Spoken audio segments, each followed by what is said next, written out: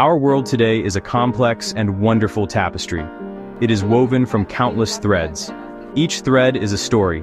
Each thread is a decision. Each thread is an event from the past. To understand the picture we see before us, we must look closely at these threads. History is not just a collection of dates and names. It is the story of us. It is the story of how we came to be. By looking back, we can understand why we live the way we do. Think of time as a great flowing river. We are standing on the bank today, on this day, in 2025. But the water that flows past us has come from far, far away. It has traveled through different landscapes. It has been shaped by mountains. It has been shaped by valleys long since past. The story of humanity is much the same. The events of long ago are the mountains and valleys that directed the course of our river. They created the currents that pull us forward. For most of human history, we were wanderers. Our ancestors moved like herds across the land. They were hunter-gatherers. They followed the seasons, searching for plants to eat, hunting animals. Their lives moved with nature. This lasted for hundreds of thousands of years. A life of freedom and of deep uncertainty. If the animals moved away or the plants failed to grow, people had to move or go hungry. Then something extraordinary began. Around 12,000 years ago, in what we now call the Middle East, people started doing something new. They began to understand plants.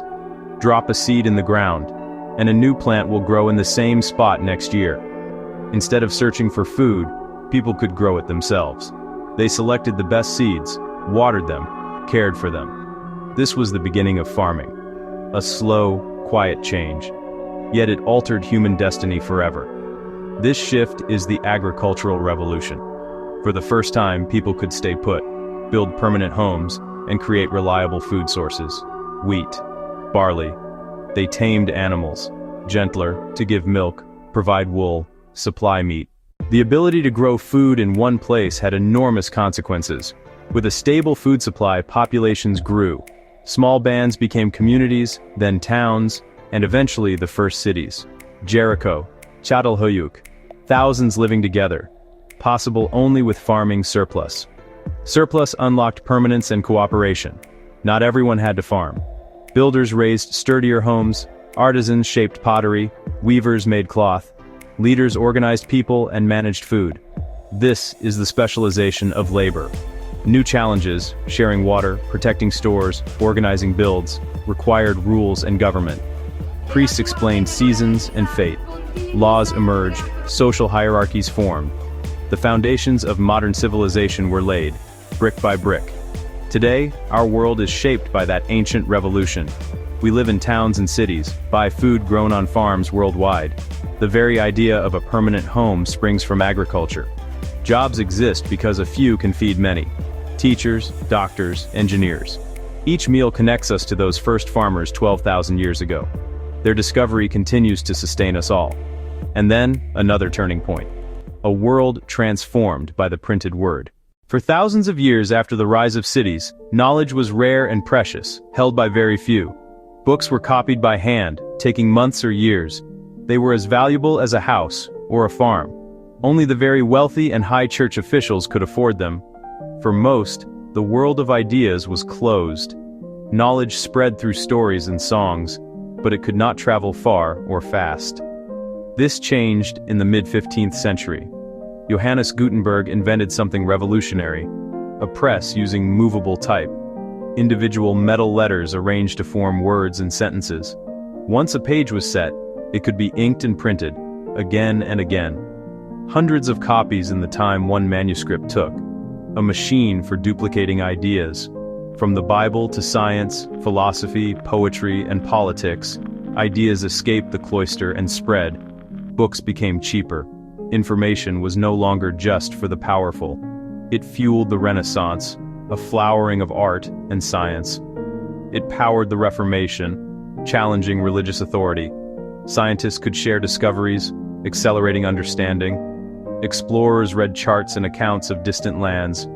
Mass communication emerged, laying the groundwork for informed, questioning societies. Standardized texts enabled science, and even standardized languages. The information age began with small metal letters, a revolution of ideas. For centuries, life was governed by nature, human and animal muscle, wind and water. Work was done by hand. Goods were made slowly, one at a time. In the late 18th century in Britain, another transformation began, the Industrial Revolution. Machines spun and wove faster than any person. The true engine was steam, perfected by James Watt, turning coal's heat into power. Reliable power, independent of wind, water, or muscle. As long as there was coal, the world could be remade. Factories rose, producing on a massive scale. Mass production was born, costs fell. Ordinary people could buy more than ever. Steam also revolutionized transport. Trains shrank distance. Steamships crossed oceans faster and more reliably. Steam, iron, and coal-powered rails, bridges, and machines, creating immense wealth for industrial nations. Rural quiet gave way to noisy, crowded, often dirty cities. Work was long, repetitive, dangerous, and children labored too. Over time, medicine and sanitation improved urban life.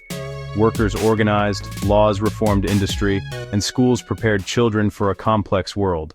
For much of the 20th century, industrial machines ran on electricity and oil. Information was physical, stored on paper, in books, in files.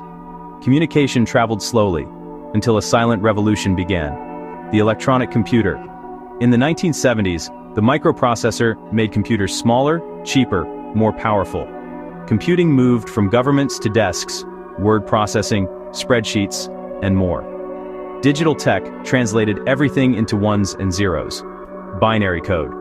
Data could be stored, processed, and transmitted easily. But most PCs were still islands. A final piece: connect the machines. ARPANET began as a resilient military network. The World Wide Web and the browser turned a specialist system into a global phenomenon. Anyone with a computer and a phone line could access a vast library and speak to the world. New communities formed online. The world felt smaller. Ideas flowed across borders. In the 21st century, mobile put the internet in our pockets. Constant access to information, entertainment, each other, disrupting nearly every industry. New challenges followed. Privacy, misinformation, and the strain of constant connectivity. From shared harvests to printed words, from steam and steel to networks of data, each revolution built on the last. The journey from the first farm to the global internet is remarkable. It is the story of human ingenuity, our drive to solve problems and create possibilities. Agriculture gave us settled life and the foundations of society. The printing press opened the world of ideas, empowering individuals and fueling change. The Industrial Revolution reshaped our planet, creating the modern urban world. The digital revolution connected us, one global network of information and communication. Each event was a profound turning point that changed everything: how we eat, work, communicate, think, and relate. The structure of our day, the layout of our cities, the tools in our hands, the ideas in our minds, echoes of past transformations. They are deep currents in the river of time, carrying us all. Today's challenges, climate change, social inequality, misinformation, have roots in these revolutions. Industrial power brought pollution, digital connection brought distraction and division. Understanding history helps us guide these forces more wisely. Our story is continuous. We stand today shaped by all that came before. The choices we make, the problems we solve, the technologies we create, this is tomorrow's history. They will shape generations to come, as first farmers and inventors shaped us. By looking back at great threads of our shared past, we better understand the tapestry we weave today. The grand, ongoing story of humanity on this planet, our home.